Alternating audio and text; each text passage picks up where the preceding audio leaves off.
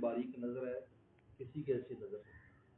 دیکھیے واحد ایسے انسان ہے، لکھا ہے علماء نے کہ واحد ایک ایسے انسان ہے جنہوں نے زندگی کا کوئی شعبہ نہیں چھوڑا جس پر بات چیت نہیں فرمائی اور اس کے بارے میں کوئی اصلاح نہیں فرمائی. کوئی شعبہ نہیں چھوڑا، کوئی طبقہ نہیں چھوڑا. لیکن دوسرے اس میں ایسا ہے نہیں. اصل میں ہوتا یہ ہے کہ جو بزرگان دین ہیں وہ بسا اوقات بڑی چیز پر نظر رہتی تو چھوٹی چیز نظر سے اوجھل ہو جاتی. لیکن حضرت تھانوی کو اللہ نے ایسی شخصیت دی تھی کہ بڑی کے ساتھ چھوٹی بھی سامنے جی. یہی وجہ ہے کہ حضرات صحابہ کرام کا بھی یہی ذوق تھا کہ حضور صلی اللہ علیہ وسلم کے جہاں وسلم کی ان چیزوں کو ذکر کیا جو آپ کی بلندی اور پرواز کو بتلاتے ہیں. آپ کے معراج کے واقعات اور جنگوں کے واقعات اور آپ کی عالمی فکر کو بیان کیا. وہاں یہ بھی بتایا کہ پیغمبر اسلام اپنے کپڑوں کو خود سی لیتے. کتنی چھوٹی بات ہے اس مقابلے میں. اور وسلم اپنے جوتے کے تسمے وغیرہ وہ خود ٹھیک کر دیتے. اس لیے کہ کمال پیدا اس وقت ہوتا ہے جب بڑی اور چھوٹی ساری چیزیں مکمل ہوں، تب کمال پیدا ہوتا ہے. اس لیے حدیث مبارکہ میں امام ترمذی رحمۃ اللہ علیہ حدیث حسن صحیح کہتے ہیں. تو وہاں کہتے ہیں یہ حسن وہ حدیث ہوتی ہے جس میں کم درجے کی صفات ہے اور صحیح وہ جس میں اعلیٰ درجے کی صفات ہے. یہ کیا بات ہے کہ امام ترمذی دونوں لا رہا ہے. وہاں یہ لکھا ہے کہ صحیح بار بتا رہا ہے کہ اس میں اعلیٰ صفات بھی ادنا صفات بھی. کامل حدیث بہت خوب. حضرت تھانوی رحمہ اللہ کا یہ ہے. اسی وجہ سے تربیت کے معاملے میں سلسلہ تھانوی سوچا کوئی سلسلہ نہیں. وہ آپ کی ہر چیز پر نظر رکھے گا گھر میں کیسے.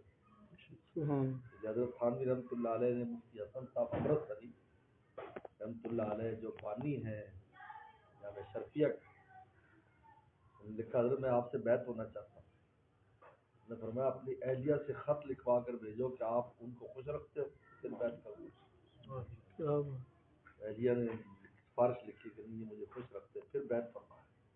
اور پھر اللہ نے ان خلیفہ بنے اور کتنا عظیم الشان کام جامع شرفیہ لاہور ان سے اتنا عظیم الشان کام لیا. آج تک ہزاروں انسان وہاں سے علم حاصل کر چکے. حضرت تھانوی رحمہ اللہ کی اس لیے سلسلہ ہمارے سلسلے میں یہ کہ بس جی 1 لاکھ کا ذکر کر لو 50,000 ذکر کر لو نہیں، ہر چیز کو لے کر چلو. ہر چیز میں سے آپ کا حصہ، گھر والے بھی خوش ہوں، والدین بھی خوش ہوں، کاروبار بھی آپ کا اچھا ہو، ذکر کار بھی ہو، تلاوت بھی آپ کر رہے ہو، یعنی ہر طرف حصہ ہونا چاہیے. یہ نہیں ہے کہ بس ایک طرف نکل گیا اور دوسری طرف اوجھل ہو گئی. دوسرے سلاسل میں یہ چیز نہیں پائی جاتی. ایک چیز ہے بس اسی پر ہے. یہ وجہ ہے کہ گھروں میں ان کے تعلقات اچھے نہیں ہیں.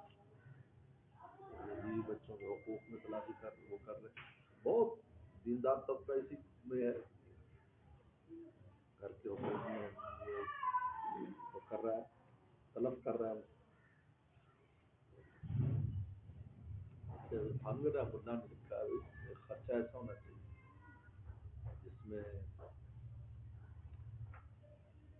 یہ ہونا کہ وہ بیوی آزاد ہو، اس کو دے دے اور جہاں چاہے خرچ کرے. کچھ اپنے والدین کو دے، اللہ کے رستے میں دے. آپ نے پوچھا یہ جیب خرچ کرنا انہوں نے رکھا. ہمارے والد صاحب نے 70 کا 500 اور 200 رکھا. جب ہماری 2,500 تنخواہ تھی 500 لے لے کسی کا بچے 5 میں حصہ لے گئے. پھر ہم نے طے کیا کہ 500 کیا پوری تنخواہ آپ ہماری پوری تنخواہ گھر والوں کے ہاتھ میں چلی جائے. بچت کرو تب ان کی، نہ بچے تب اس میں سب کچھ پورا کرتے ہیں. ہم سے نکالتی رہتے جب بل بہت زیادہ آ گیا آپ کو کچھ حصہ لگانا پڑے گا. کیا بچت نہیں؟ کہا کہ نہیں، وہ مراد یہ ہے بل تو پورے ہو جائیں گے لیکن کچھ بھی نہیں پیچھے بچتا، کچھ نہ کچھ تو ہاتھ میں ہونا چاہیے. وہ ہمارے حضرت فرماتے ہمارے والد صاحب کچھ لوگ کہتے ہیں ہمیں خسارہ ہو گیا اس دفعہ. خسارے کا مطلب ہوتا ہے نفع میں کمی. میں نے سوچے بیٹھے تھے یہ جب ہم نے جو کام کیا ہے گندم کا پھر اس کے اندر ہمیں 50 لاکھ بچیں گے تو 25 بچے حضرت آدھا خسارہ گھر والوں کا خسارہ بھی